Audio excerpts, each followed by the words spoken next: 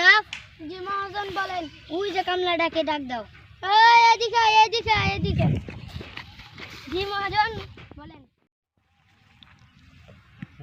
Please কি গরম, গরমের মধ্যে আর গাছ তুলতে ভালো লাগে না। কেন গাড়ি গরুটারে পালি।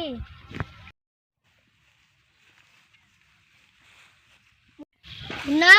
জি মহাজন বলেন। ওই যে কামলাটাকে ডাক দাও। এই এদিকে এদিকে এদিকে।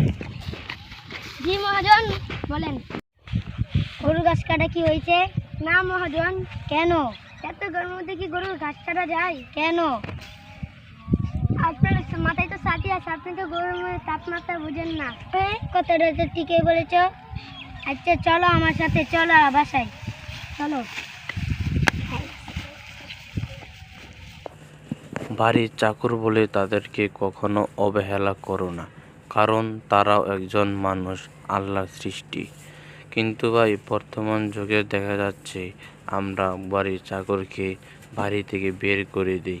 এটা কিন্তু ঠিক নাই। আমরা চেষ্টা করব একের অপরকে সাহায্য করার জন্য। ধন্যবাদ সকলকে ভিডিওটা সম্পূর্ণ দেখার জন্য।